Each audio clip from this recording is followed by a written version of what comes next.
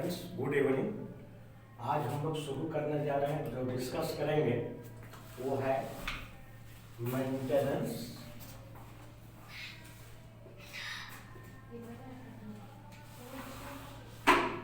Of three phase induction motor. आज जो हम डिस्कस करेंगे वो pure practical type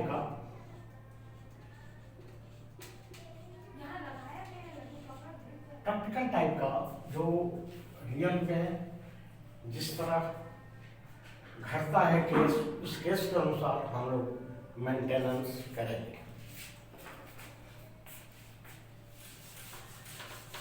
three phase induction motor में दो चीज हुआ। एक हुआ पहले स्क्वायरल केज इंडक्शन मोटर, दूसरा हुआ वाउंड रोटर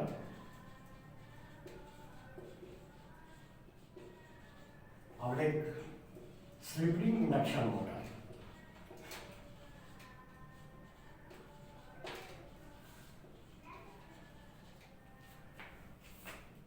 तो पहले हम लोग चर्चा करेंगे स्क्वायरल के इंडक्शन मोटर के ऊपर। सबसे पहले ये डिसाइड करना है कि मोटर का कैपेसिटी क्या है।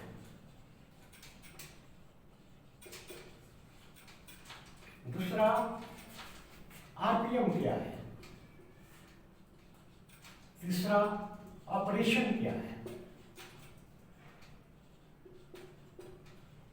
ये तीन चीज के बारे में पहले डिस्कस करेंगे, उसी के अनुसार हम लोग मेंटेनेंस करेंगे।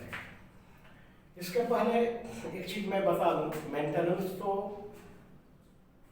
बहुत तरह का है, जैसे preventive maintenance, predictive maintenance, condition based maintenance, corrective maintenance. But सारा का जो जड़ है वो है प्रिवेंटिव मेंटेनेंस। जो अगर ये प्रिवेंटिव मेंटेनेंस एक तरह का जो प्री प्लान्ड मेंटेनेंस है, जिससे हम लोग करेक्टिव मेंटेनेंस के लिए कोई चांस देते ही नहीं है। ऐसे खुदा न खास्ते कभी ब्रेकडाउन हो जाए तो वैसे हम लोग उसका करेक्टिव एक्शन लेते हैं। तो आते हैं capacity, squirrel cage induction motor के ऊपर में कैपेसिटी, आरपीएम और ऑपरेशन। कैपेसिटी का मतलब हुआ जैसे 5 HP तो 15 HP का मान लेते हैं motor. RPM 960 RPM, that is synchronous RPM हुआ 1000। ऑपरेशन क्या है? ऑपरेशन है सिंपल डीओएल है या फिर आरडीओएल है। डीओएल मतलब कंटिन्यूअस रनिंग हो जाएगा,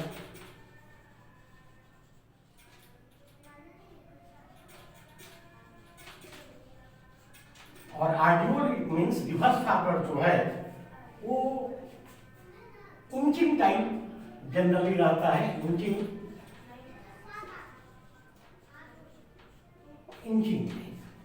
तो हर एक के लिए अलग अलग कुछ तो कॉमन रहेगा जो मेंटेनेंस का शेड्यूल होगा, और कुछ ऑपरेशन बेसिस पर या आरपीएम बेसिस पर ये जो है चेंज होते रहेगा। जैसे मैं आगे उस पर आऊंगा।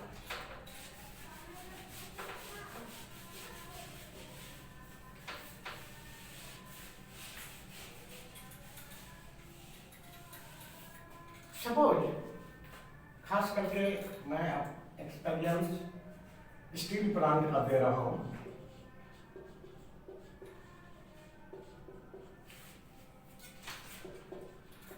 रोलिंग व्हील है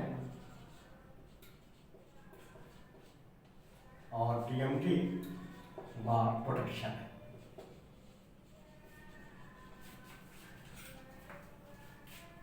तो स्क्वायरल केज में कहीं एसी पिंच रोल लगा हुआ है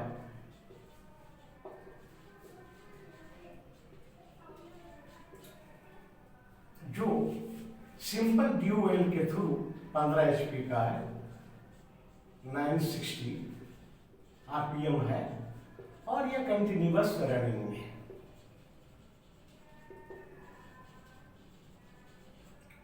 कंटिन्यूअस रनिंग में है। इसमें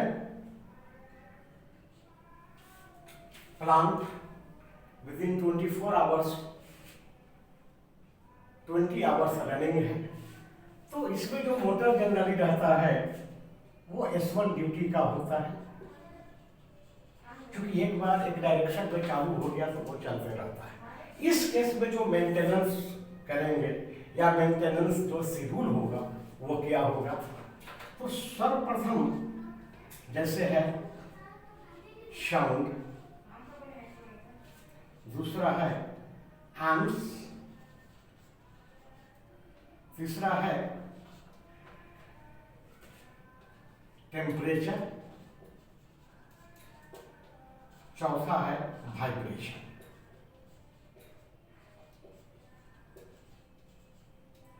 ये जो चार चीज है, ये जो डेली चेक करेंगे और उसका मॉनिटरिंग करेंगे डेली और उसको नोट डाउन करेंगे। सपोज अगर 15 HP का पिंच रोड का मोटर है तो उसका फुल लोड है 21.8 आर्म्स, तो वो इसका 90% मान लेते हैं। अगर वो ले रहा है अबाउट 18 एम्पियर ले रहा है, तो डेली मॉनिटरिंग से अगर इन केस इसका लोड बढ़ा हुआ है तो वो पकड़ा जाएगा। कोई एब साउंड के लेकर के कोई एबनॉर्मलिटी, जैसे कहीं से अगर कोई बियरिंग रफ हो गया तो उसकी जो आवाज आएगी वो कुछ अलग टाइप का होगा।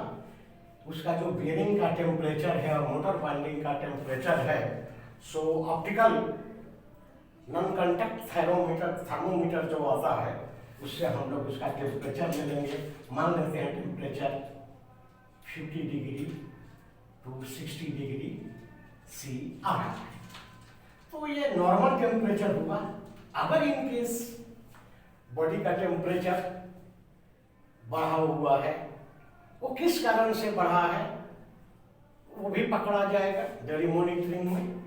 बियरिंग के चलते बढ़ा हुआ है या लोड के चलते बढ़ा हुआ है तो लोड भी चेक करेंगे। तो नेचुरली अगर लोड बढ़ेगा तो उसका टेम्परेचर भी बढ़ेगा। बियरिंग भी डैमेज होगा या बियरिंग रफ होगा तो साउंड भी आएगा, उसका बॉडी का टेम्परेचर भी बढ़ेगा। और एक चीज यहाँ पर मैंने ये इसको और अच्छा बताएगा, तो वाइब्रेशन है कि नहीं। वाइब्रेशन का मतलब खुदा ना खास्ते कोई बोल्ट लूज हो गया तो जो भी वाइब्रेशन आएगा वो तुरंत डेली के मॉनिटरिंग में पकड़ा जाएगा और उसको हम लोग ठीक कर लेंगे। ये रहा डेली मॉनिटरिंग मेंटेनेंस, ये डेली देखना है। इसके बाद है कनेक्शन ऑफ टर्मिनल्स। इसमें मेन चीज देखना है टाइटनेस एंड स्पेस।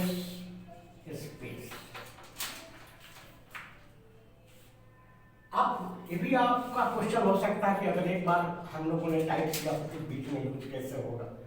तो वो क्या होता है कि गर्म होने से जो एक्सपेंशन होता है उसके चलते भी थोड़ा लूज हो जाता है, जिसको कम से कम ये चीज को वीकली देखना है। वीकली देख करके उस कनेक्शन का टाइटनेस करेंगे मोटर के केस में। उसके बाद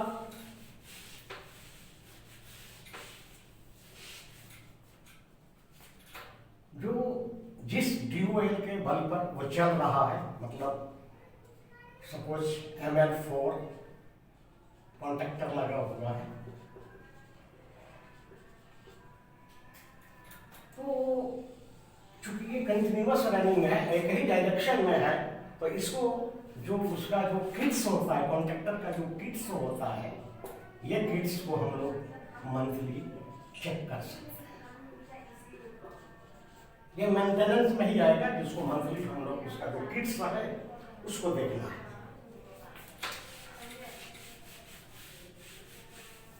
अब आता है स्पेस टर्मिनल। अगर ये 415 वोल्ट है तो जो 415 वोल्ट का ये मोटर है, तो जो एक टर्मिनल से दूसरा का टर्मिनल जो स्टैंड है, इसके बीच का जो डिस्टेंस है, ये पहले तो 25 mm माना गया था, बट आजकल इसको 14 mm ही कंसीडर किया जाता है। ये गैप 14 mm होना चाहिए। अब आप क्वेश्चन कर सकते हैं कि ये तो स्टैंड फिक्स है, फिर तो इसमें जो लगिंग किया जाता है, जो कनेक्शन किया जाता है, तो कभी कभी लोग कनेक्शन करने में असावधानी के चलते, टेक केयर नहीं करने के चलते बीच का गैप कम हो जाता है, जो कि थोड़ा हार्मफुल है और इसमें कभी भी प्रॉब्लम आ सकता है। इसके बाद है लुब्रिकेशन।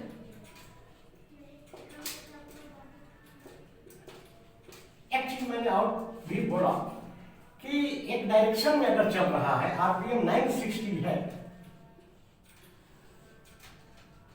तो इसको कम से कम 6 मंथ में एक बार बियरिंग का ग्रीसिंग होना है, और साल में एक बार फुली ओवरहॉलिंग होना चाहिए। ये ईयरली है, बट 6 मंथ में उसका बियरिंग का जो ग्रीसिंग है वो होना चाहिए।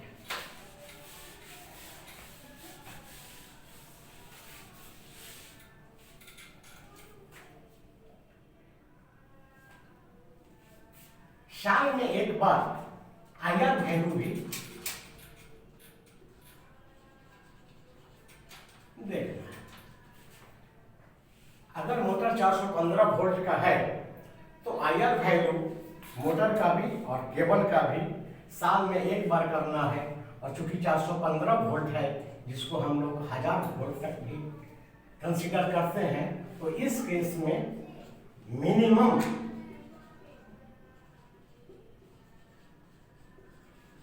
IR value not less than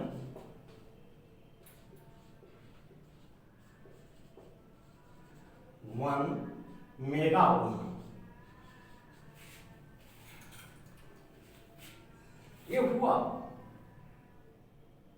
मतलब जो सिंपल ड्यूअल तरफ से चल रहा है। दूसरा एक चीज और मैंने कहा, स्टेटर के ऊपर मतलब बॉडी के ऊपर में इस टाइप का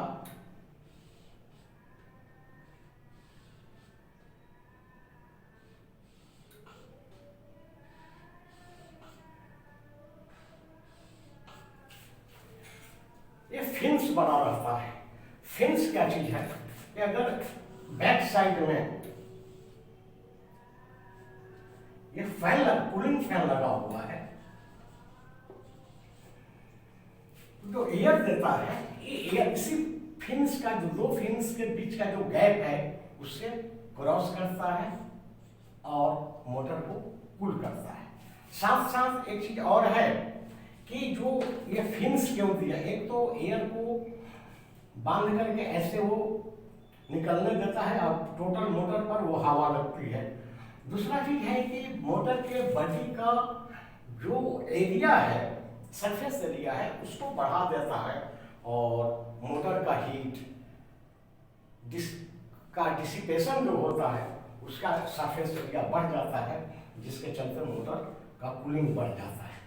क्योंकि इस फिन्स की सफाई मंथ में एक बार मंथली क्लीनिंग होना चाहिए।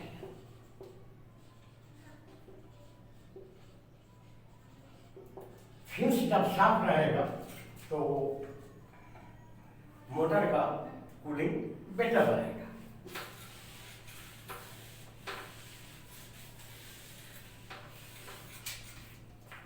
ये रहा आपका सिंपल ड्यूएल है, सिंपल S1 ड्यूटी का मोटर है, एक डायरेक्शन में कंटिन्यूअस चल रहा है।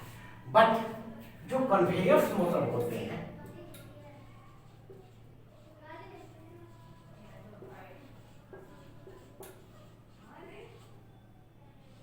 कन्वेयर्स मोटर में 15 HP मतलब 11 किलोवाट का ही मोटर है लगा रहता है, और वो एक मतलब एक कन्वेयर है जिसमें हर एक 4 बेलन पर 4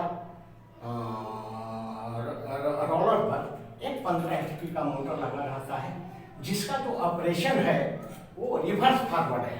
but not only reverse forward but frequent inching, कभी आगे ले जाना है, पीछे ले जाना है।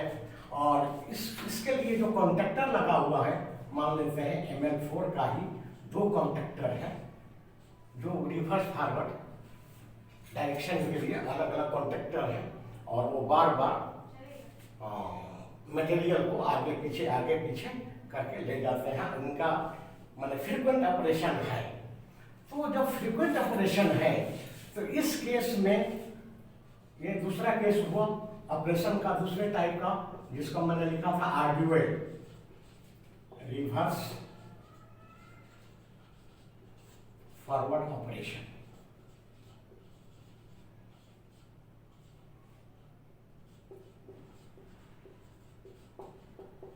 बाकी सारा चीज जो कनेक्शन चेक करना होगा, क्लीनिंग करना होगा, सब एचटी वाले की तरह रहेगा। बट इस केस में जो कॉन्ट्रैक्टर का मेंटेनेंस करना है, जो उसके किट्स को देखना है, उस किट्स को एवरी थर्ड डे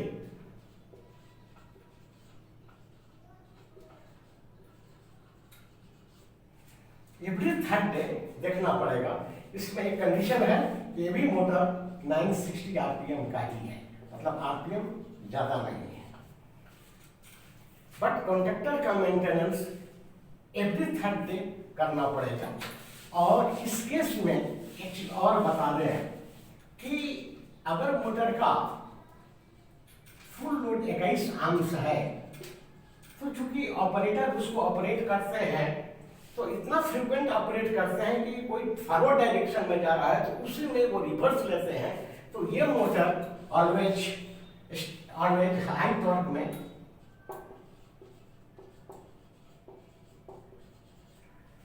चलते रहता है, और 21 एम्पियर की जगह पर ये 40-30 एम्प्स लेता है। अदरवाइज इसका सेटिंग अगर कम कर दें तो चल ही नहीं पाएगा। तो लेकिन ये जो एम्पियर आता है बहुत माइक्रो सेकेंड के लिए आता है, बट उतने में ही मोटर गर्म होता है, और गर्म जब होता है तो इसके लिए अलग से फोर्स्ड कूलिंग का आर्गुमेंट करना पड़ता है। ये फोर्स्ड कूलिंग का आर्गुमेंट है कि नहीं, इसको भी मॉनिटरिंग डेली करना पड़ेगा। क्योंकि जो पंखे लगाए हुए हैं, मैनिपुलर फैन लगाए हुए हैं, वो सही से चल रहा है कि नहीं चल रहा है, इसका मॉनिटरिंग डेली करना पड़ेगा। जो हाई एम्पियर ले रहा है कॉन्ट्रैक्टर, उस केस में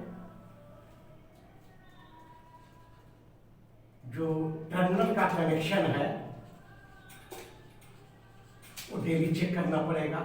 कॉन्ट्रैक्टर के पास जो कनेक्शन है वो डेली चेक करना पड़ेगा। बाकी लुब्रिकेशन, चूंकि इसका ऑपरेशन ज़्यादा है तो लुब्रिकेशन भी तो 6 मंथ में कर सकते हैं। और बट इसमें टेम्परेचर वगैरह देखना, सारा चीज़ देखना पहले की तरह ही है। बट टर्मिनल कॉन्ट्रैक्टर ये एवरी थर्ड डे में उसका जो किट्स है उसको देखना पड़ेगा। जो भी उसमें स्पार्किंग स्पॉट आया हुआ है उसकी सफाई करनी पड़ेगी। अगर कोई किट्स खराब है तो उसको रिप्लेस करना पड़ेगा। ये रहा आर्डुओ के केस में। अब आते हैं, एक ही डायरेक्शन में चल रहा है, S1 ड्यूटी का ही मोटर है, बट वो हाई RPM में है।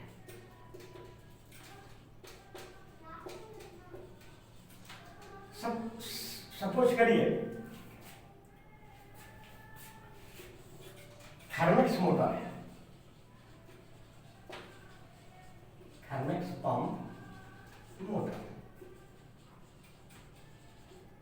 जनरली ये 132 किलोवाट 3000 आरपीएम सिंक्रोनस आरपीएम का ये मोटर है। इसके लिए जो स्टार्टर लगा हुआ है, स्टार डेल्टा लगा हुआ है, और या VFD अगर लगा हुआ है दैट इज बहुत अच्छा। जब कभी भी थर्मेक्स लाइन में प्रॉब्लम आता है तो लोग स्टार डेल्टा स्टार्टर भी है तो भी लोग उसको बहुत जल्दी चालू बंद करते रहते हैं। कोई प्रॉब्लम आता है उस पंप को बंद कर देते हैं, जो कि सूटेबल नहीं है। इसके लिए उनको बाईपास हमेशा खोल के रखना चाहिए, क्योंकि ये हाई आरपीएम मोटर है और कैपेसिटी भी ज़्यादा है, तो इसको बार बार चालू बंद नहीं करना चाहिए। अगर VFD सिस्टम में है तो स्पीड कम कर देंगे और फिर जो थोड़ा पानी आएगा उसको बाईपास करेंगे। तो इस बाकी जो मेंटेनेंस है वो एडिटेड रहेगा, लेकिन इस केस में क्योंकि वो हाई स्पीड मोटर है, इसमें बियरिंग का टेम्परेचर बहुत मायने रखता है। हर एक 3 महीने में बियरिंग का लुब्रिकेशन इस केस में होना चाहिए एवरी 3 months।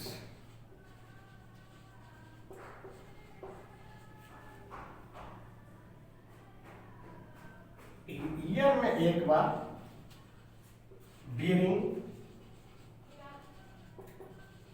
सीधे रिप्लेस कर देना चाहिए।